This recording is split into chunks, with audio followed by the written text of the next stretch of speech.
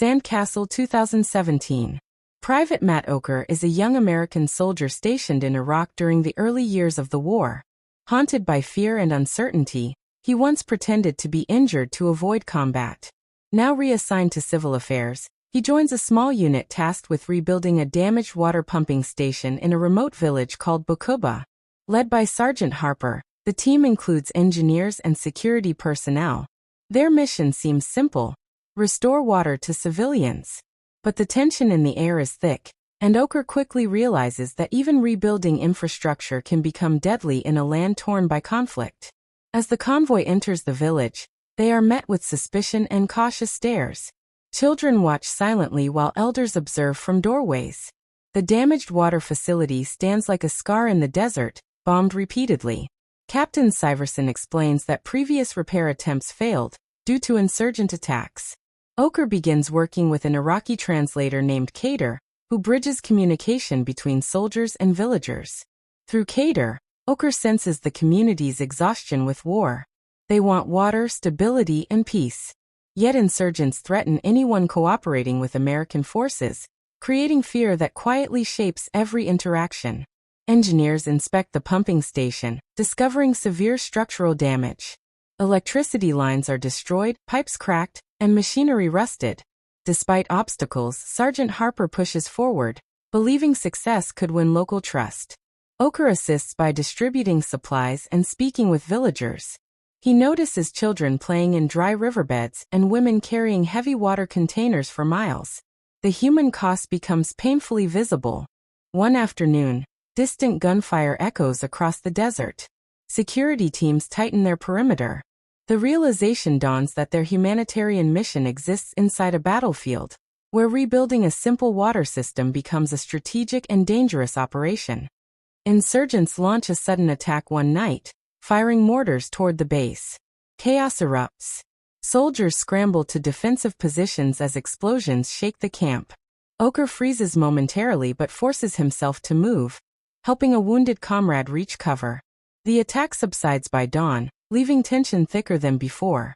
Harper reminds the unit that quitting would only strengthen insurgents.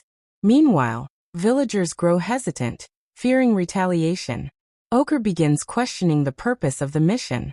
Is rebuilding truly helping, or simply placing civilians in greater danger? Doubt lingers heavily in his thoughts. Kader reveals that insurgents threatened his family for assisting Americans. Yet he continues translating, believing water will improve life for his people. Oker forms a fragile friendship with him, seeing courage beyond the uniformed battlefield. Repairs slowly progress. Engineers manage to restart parts of the system, testing pipes and generators. Villagers cautiously observe the soldiers working under the harsh sun. For a brief moment, hope flickers. Water trickles through cracked lines. Children cheer at the sight. But Harper knows insurgents will not tolerate visible cooperation between Americans and locals. Another ambush strikes during a supply run. Hidden roadside bombs detonate, flipping a vehicle and injuring multiple soldiers. Oker witnesses the raw brutality of the conflict up close. Dust and smoke fill the air as medics fight to stabilize casualties. The team retaliates, but attackers vanish into surrounding buildings. Back at camp, morale drops sharply. Harper struggles to maintain focus while processing losses. Oker's earlier fear returns, but this time mixed with anger. The illusion of a straightforward rebuilding mission has shattered, replaced by the harsh reality that progress invites violence. Determined not to fail, the team reinforces defenses around the pumping station. Cooperation with villagers becomes delicate but necessary. Oker helps distribute water purification tablets and medical supplies, slowly building small connections. He observes how war has shaped young boys into watchful, silent figures. Meanwhile, intelligence reports warn of a coordinated insurgent assault plan to sabotage the nearly completed repairs. Harper debates whether to continue or withdraw. Ultimately, he chooses to finish the job, believing even temporary water access could make a difference. The final attack comes at dawn. Insurgents storm the perimeter with rifles and explosives. Gunfire erupts across the facility. Soldiers defend fiercely while engineers race to secure generators. Oker fights alongside his unit, no longer paralyzed by fear.